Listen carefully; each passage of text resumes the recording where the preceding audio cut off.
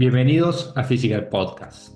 Hoy vamos con un tema que todos tocamos, pero pocos ordenamos bien: la recuperación post-esfuerzo. Más allá de la bota de compresión y todos los dispositivos tecnológicos, vamos a intentar jerarquizar lo que realmente mueve la aguja y dejar un plan mínimo viable de recovery que funcione, no sé, en un ámbito de consultorio, de gimnasio, o que esté ajustado al calendario real del deporte donde estés.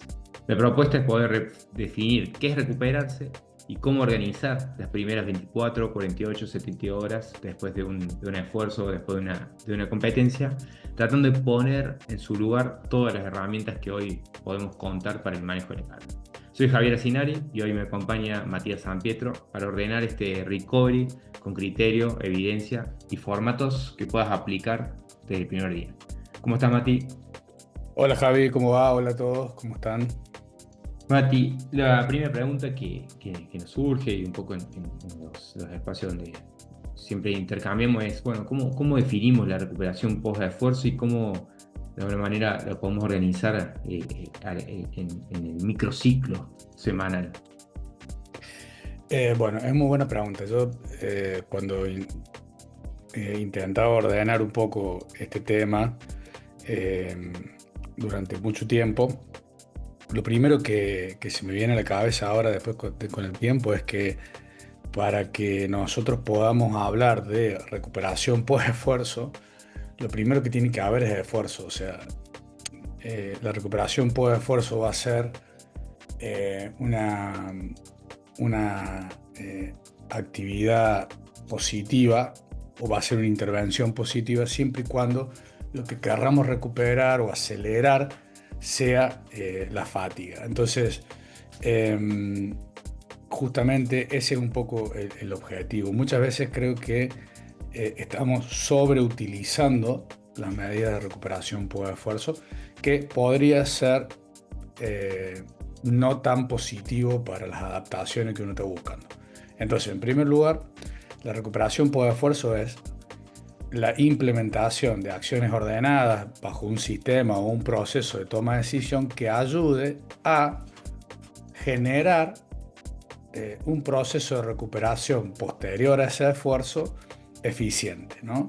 Y que prepare al deportista para recibir un nuevo estímulo o recibir una nueva carga que promueva adaptaciones y que vaya construyendo rendimiento. Pero un poco esa sería la definición de recovery, que se va desvirtuando a medida que entra en el juego la tecnología, las modas y demás. Bien, perfecto. Y justo ahí que hablas de tecnología, he visto, bueno, este último año he visto muchas publicaciones bueno, en las redes sociales, viste, que incorporan las botas de recuperación, que la pistolita de masaje y bueno, que la clásica suben con la bota de compresión y diciendo recovery. Bueno, ¿cuál es para vos la pirámide de la recuperación? Digamos, sí o sí tendremos que incorporar una bota de compresión para hablar de recovery. No, bueno, a ver, la pirámide de recovery o la pirámide de recuperación está bastante descripta por un montón de entidades, incluso la National Strength and Condition Association o algunas asociaciones muy serias que plantean una pirámide clara, que es en la base, en lo que hay que hacer sí o sí y en lo que hay que hacer siempre y bien, se encuentran la nutrición, la hidratación y el descanso. Básicamente esos son los tres pilares Claro. y todo lo demás viene a colaborar, en todo caso, con esos pilares. Vos te puedes hacer una bota vos puedes usar baño de inmersión, agua fría, bota de compresión, pistolita de masaje, terapia manual, masaje, y después comer horrible y dormir mal. Y la verdad es Claro. que lo que va a mover el amperímetro no va a ser si te hiciste la bota de compresión o no. La bota de compresión, el masaje, la pistolita, el calor, el frío, las estrategias que se utilicen, mecánicas o los agentes físicos, hoy se sabe que son un agregado y que suman siempre y cuando, o solo si, los pilares estén resueltos con nutrición, con hidratación y con descanso. En todo caso, algunas de esas medidas pueden ayudar a mejorar la calidad del sueño. En algunos casos, puede hacer que el deportista luego de un esfuerzo extremo logre la relajación, baje el nivel de adrenalina, baje el nivel de estrés generalizado hormonal que se produce en un esfuerzo, por ejemplo, una maratón, me imagino un runner, en donde el esfuerzo es extremo. Entonces, las medidas de recuperación lo que van a ayudar es a inducirte una ventana de posibilidad de un mejor sueño, un mejor descanso. Y después hay herramientas o estrategias, algunas mejores que otras en algunos momentos, otras mejores que otras en otros momentos, pero que para mí creo que con el diario del lunes, después de haber aplicado muchas y de haber transcurrido en el medio del ruido, de la ola y de la moda, de muchas de ellas, creo que no terminan moviendo el amperímetro y me parece que terminan generando más confusión y adicción, en algunos casos te diría, que las que realmente mueven la aguja de la recuperación y permiten una construcción de rendimiento. Ahí va, sí, eso de no uso la bota de compresión, me siento cansado, me siento mal y quizás, bueno, la clave está de decir, che, bueno, cuando desconectaste de la pantalla, cómo está tu nivel de estrés, cómo descansaste y cómo estás comiendo, quizás serían como, bueno, la base y a partir de ahí empezar a hablar. Pero bien, y ahí justo que te escuchaba y que me interesa un poco saber acerca de la crío o el uso del frío, ¿qué dice la evidencia o la mejor evidencia que disponible en relación a eso y en relación a, bueno, al contraste y al uso del frío-calor? ¿Lo has usado en tu experiencia? ¿Qué puedes decir al respecto? Bueno, yo en términos generales lo he aplicado aproximadamente sí, diría que de la década del 2000, porque del 2007, 2008. Los baños de inmersión en agua fría tuvieron una gran introducción con fuerza por ahí, en la década del 2000. Yo creo que como un gran beneficio agregado que tienen los baños de inmersión en agua fría es la sensación de analgesia o disminución del dolor muscular de aparición tardía que tiene el deportista, la percepción de la recuperación que tiene el deportista. Con el transcurso de los años y de las investigaciones, prácticamente no se ha encontrado modificaciones significativas en los marcadores que se pueden medir, porque esa es otra. ¿Qué marcadores se usan para medir daño y para medir estado de recuperación? Marcadores biológicos me refiero, marcadores sanguíneos, marcadores hormonales algunos o algunos enzimáticos, digamos. ¿Qué marcadores se usan para medir ese estado de daño muscular posterior al esfuerzo? ¿Qué tipo de esfuerzo fue el que se aplicó? Porque si ese esfuerzo generalmente produce realmente un daño muscular o produce, por el contrario, una depresión o una fatiga más metabólica que estructural. Entonces, ahí hay mucho ruido en cómo se mide, pero básicamente no se encontró cambios significativos. Si bien hay asociación, significancia estadística en algunos trabajos, la verdad que el tamaño del efecto, hoy viéndolo con el diario del lunes, nos damos cuenta que el tamaño del efecto es bajo.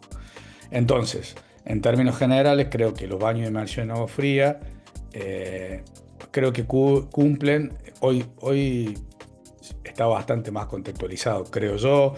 Tenemos básicamente los beneficios de meterse a la pileta o meterse al agua y todos los beneficios psicológicos y en términos de sensaciones que te da esa relajación en muchos casos de la utilización de la sumersión, de la presión hidrostática Y si a eso le suma la temperatura fría, que a veces no es agradable, acá no lo estoy colocando en una situación agradable, genera una analgesia temporal, por decirlo de alguna manera, que ayuda a esta sensación del deportista de que está haciendo algo para su recuperación.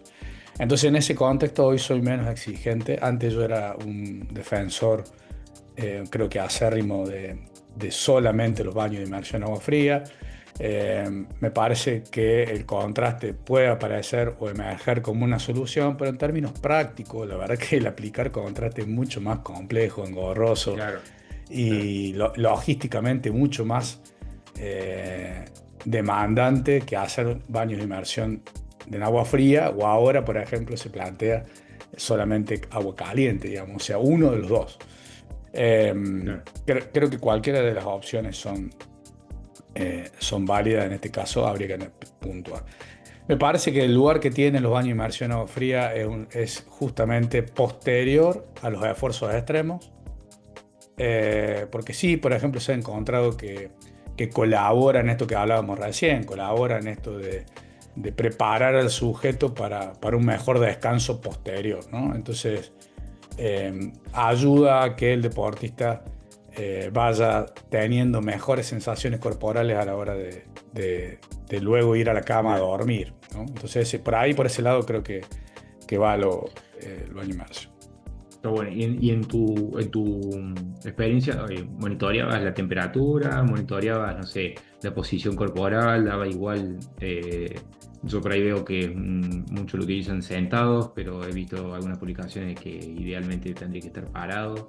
¿Qué nos De puedes nuevo, contar? dentro del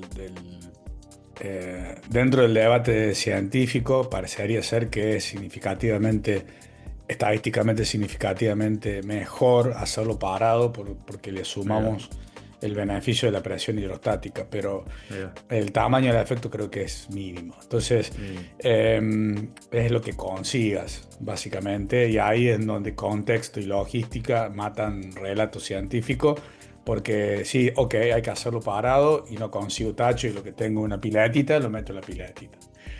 Comercialmente se puso de moda la pileta, entonces todos tienen piletita y bueno, la verdad que no va a cambiar demasiado si lo haces sentado, así lo haces parado en ese contexto. Un poco lo mismo, creo, con las botas de compresión o con las ropas compresivas. Creo que tienen un poco más de peso en algunas cuestiones. Hoy creo que los elijo por sobre el uso abusivo de los baños de inmersión en agua fría. Eh, pero me parece que todo lo que está por arriba en estos escalones de arriba de la pirámide son lo que menos mueve el amperímetro y donde más le estamos poniendo el foco. Y me parece que ahí es donde estamos migrando un poco o errándole o metiéndonos en el ruido. Total. Sí, ¿y qué opinas de la recuperación activa o de prescribir algo de recuperación activa? No sé, un trote suave, una bici, tareas de movilidad, algo de respiración. ¿Lo usarías, no lo usarías? ¿Lo tenés en tu radar o no? Dentro de lo que fue, dentro de la evidencia es lo menos eficiente, claramente. Ahí va. Dentro de la evidencia parecería ser que lo que implique moverse después de un esfuerzo extremo no trae beneficios de recuperación. Ahora, probablemente el día posterior al esfuerzo extremo, el match 1, o sea, en el más 1, en el más 2, algunas estrategias específicas activas pueden funcionar bien porque pueden ayudar a este cambio hormonal, metabólico, este equilibrio para tratar de romper este estado catabólico o depletivo que tenés posterior al esfuerzo y inclinar un poquito la balanza de la competencia hacia lo anabólico. Entonces ahí, por ejemplo, en el más 1, en el más 2, aparecen herramientas interesantes, prometedoras, por ejemplo, como el BFR de recovery Ujú. aeróbico, pero de nuevo, en el más 1, ¿sí? El día después o en el más 2. Bien. Ahí yo pongo en el radar lo activo. Eh, y con respecto a las estrategias de relajación, puntualmente, respiración,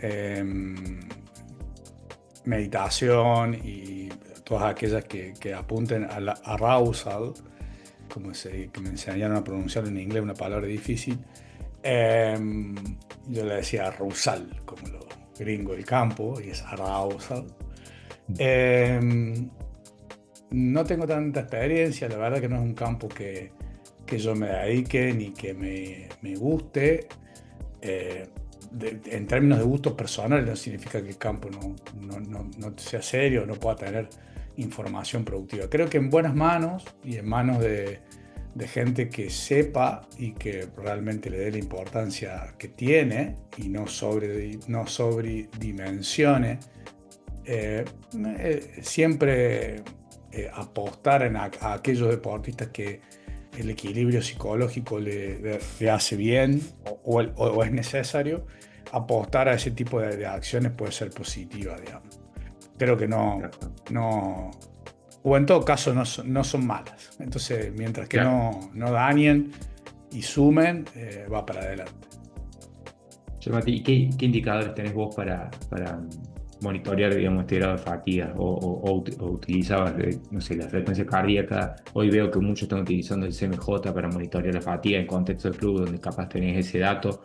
Eh, por ahí, Bueno, no sé, la rigidez matinal, el DOMS, tenés algún indicador que digas, che, mejor recuperar que entrenar. yo creo que, bueno, es una muy buena pregunta. De nuevo, volvemos al tipo, o sea, yo creo que ahí la pregunta la cambio. En vez de qué indicador es qué tipo de fatiga genera el deporte o la competencia o el estrés que tuvimos recibiendo. No es lo mismo una fatiga generada por las carreras que te gustan a vos y tus pacientes, que son los runners que van el fin de semana a la montaña y hacen a lo mejor el champaquí o el Sí, sí. cruce de la noche, no sé qué, o los troyanos, no sé, todo un nombre raro ahora que hay en el mundo, en el mundo runner. Que está bueno, nada, para ponerle un poco de humor nada más, sino a lo que me Claro. refiero es que no es lo mismo ese tipo de, de fatiga que la fatiga producida por un partido de fútbol o una competencia de alta demanda, como puede ser un mundial de fútbol o una Copa América o un Claro. mundial de rugby. Entonces, ¿qué tipo de fatiga es la que queremos recuperar? Entonces, o qué tipo de fatiga es la que queremos monitorear, porque el sistema, que en este caso es el deportista, ha sufrido diferentes tipos de estrés con la carga, ¿no? Entonces, si nosotros queremos apuntar a la fatiga neuromuscular, creo que el CMJ o los test de salto, medidos con plataforma de fuerza y sensible, confiable y prolija, utilizando buenos indicadores, puede ser una herramienta para monitorear justamente el readiness o la disponibilidad a cuando tiene el sujeto está recuperado a la hora de volver para poder volver a recibir una carga o un estrés. Ahora, si hablamos de otro tipo de carga, probablemente otros indicadores, como los más difíciles de entender y los más difíciles de monitorear, que son los histoquímicos, los bioquímicos. Claro. Claro. Y finalmente tenemos la escala subjetiva, en donde para mí son una herramienta subutilizada y mal utilizada, porque es una herramienta muy interesante, gratis, barata, y que bien utilizada, como por ejemplo puede ser el cuestionario de wellness, algunos cuestionarios de recuperación o el TQR, Total Quality Recovery, bien utilizado con el RP. Puede ser estrategias globales, holísticas. No me gusta la palabra holística porque se confunde, pero son estrategias globales o integrales en donde un deportista comprometido puede darte un cuadro bastante rápido y general Claro. de su estado de recuperación. Porque en esa respuesta a esa pregunta está incorporando todo lo que le está pasando desde las sensaciones corporales, consciente e inconsciente. Entonces, y que incluso han demostrado una gran confiabilidad y sensibilidad al cambio en comparación con algunos indicadores más generales. De todas maneras, los indicadores neuromusculares, como por ejemplo el CMJ o el test de salto, con algunas variables del CMJ, porque recién justamente estaba revisando un poco ese contenido, y la verdad es que hay algunas variables que tienen un coeficiente de variación intrasujeto alto. Entonces, si vos usas esa variable para medir fatiga, en donde generalmente los coeficientes de variación van a ser más sutiles, puedes caer dentro del ruido y confundirte. Entonces, bueno, eligiendo bien las variables y, por un lado, eligiendo bien las variables, por otro lado, estandarizando bien el salto, ¿no? Entonces, hay como varios puntos a cuidar para monitorear. Por eso creo que después, al final del día, hasta que haces la curva de aprendizaje con algunas cuestiones más tecnológicas, las escalas subjetivas pueden ser una herramienta útil utilizadas con organización y sistema. Está bueno eso. Y ahí yo te he escuchado también transmitir de la importancia del cara a cara, ¿no? O sea, que no sea mandarle un form por WhatsApp o una escala Sí. por WhatsApp o por mail, sino que sea mirándolo a la cara. Sí. Eso. Culturalmente es un tema. La verdad que es contra, por decirlo así, es contra tecnológico, contracultural. Hoy claramente los avances tecnológicos nos facilitan un montón de estos aspectos de decirle, bueno, con un montón de recursos puedo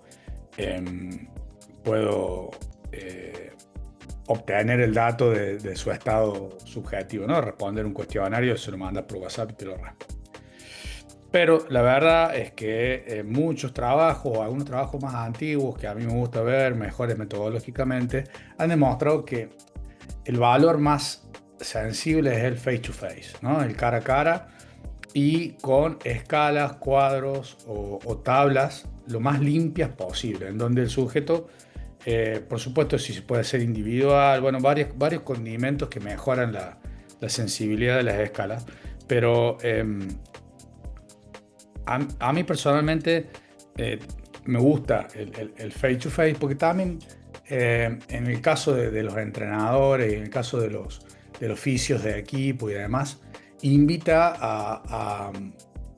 a entender un poco el contexto de todo lo que está pasando y de qué tiene esa respuesta implícita, ¿no? Entonces, creo que es más laborioso probablemente, pero puede que sea mejor integrado en el contexto del equipo y de la toma del dato. Así que yo creo que, sostenido también en evidencia que me respalda, que las mejores opciones son face to face, aunque sea contracultural y vaya en contra de la innovación tecnológica en este punto.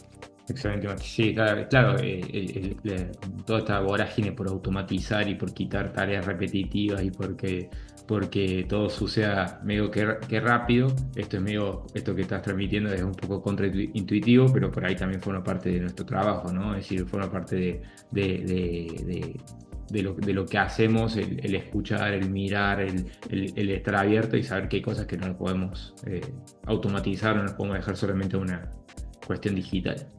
Sí, igual yo creo que la automatización puede venir posterior. Por ejemplo, vos podés tomar el dato personalmente, cargar el dato numérico en una tablet que tiene un Excel o un Sheet, En y Sheets, que, claro. y que eso esté automatizado. Lo que viene de ahí para atrás esté automatizado, que eso lo cargue Claro, a la matriz y que la matriz te lo te lo tome devuelvo. sí, te lo devuelva para que un software después te ayude a visualizarlo. Pero el haberlo hecho personal a la pregunta, al deportista, te abrió una posibilidad intuitiva como entrenador o como oficio para identificar sujetos o deportistas que no se están recuperando bien o que están atravesando un problema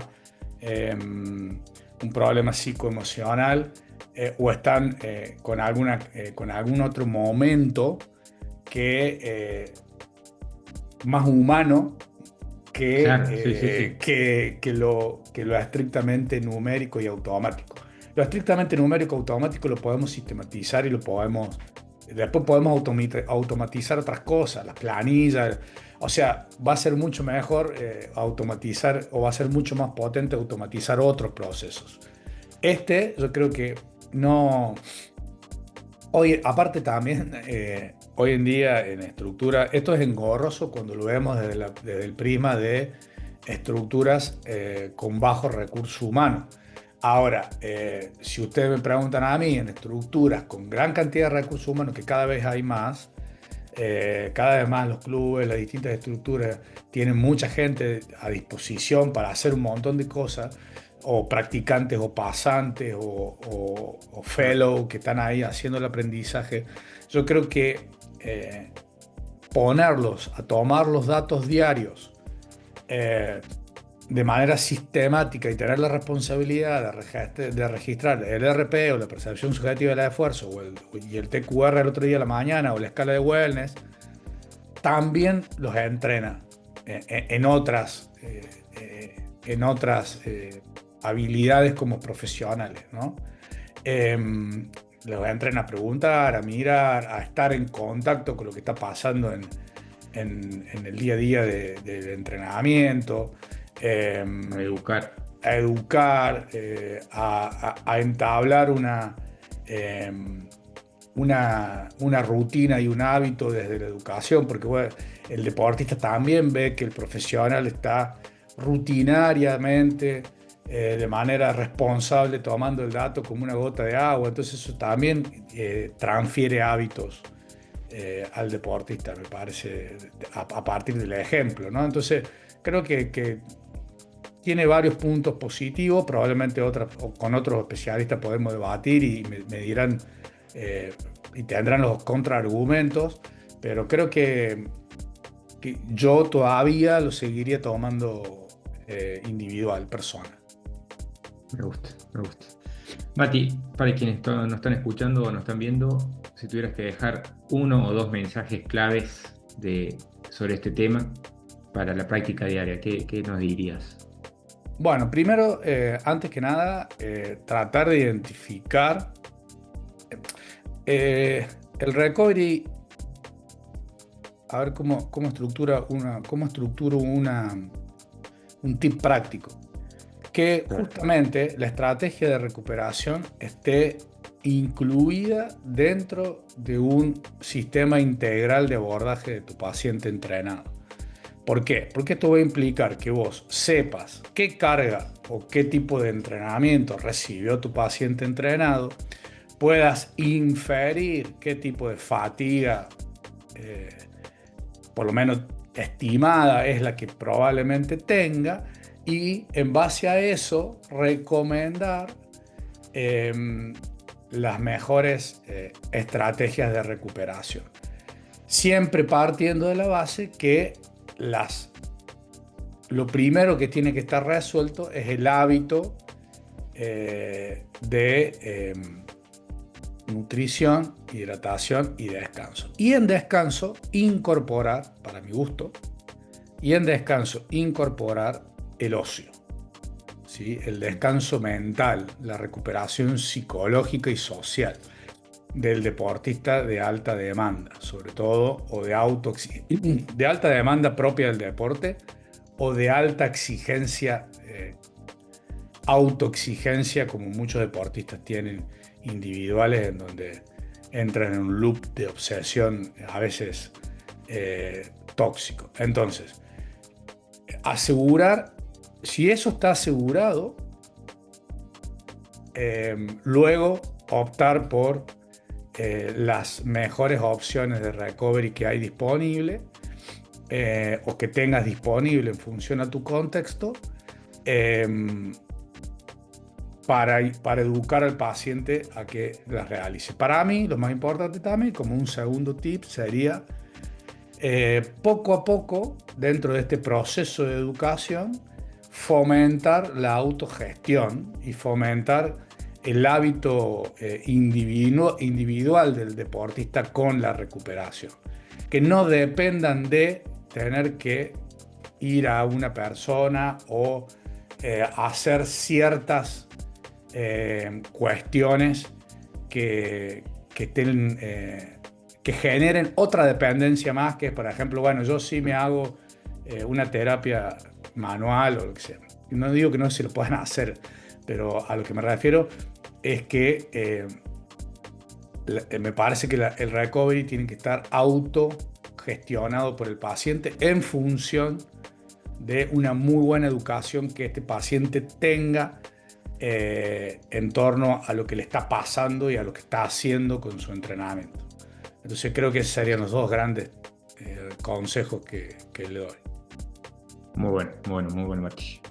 Muy bien, hasta acá lo importante, ¿no? Es decir, un temazo, lo que es el recovery post-esfuerzo, que se ha popularizado en este último tiempo y donde hay mucho ruido, y me parece que acá con este episodio intentamos traer algo de claridad, sobre todo en alguien que tiene mucha experiencia aplicando protocolos o aplicando guías de recuperación, y bueno, donde quedó claro que primero lo que manda, el sueño, el descanso, el ocio, la nutrición y el manejo de la carga, y después todas las herramientas que tenemos disponibles o que podemos llegar a tener disponibles según el contexto en el cual trabajamos, pero donde nuestro rol como educadores es fundamental para brindarle autogestión a nuestros deportistas.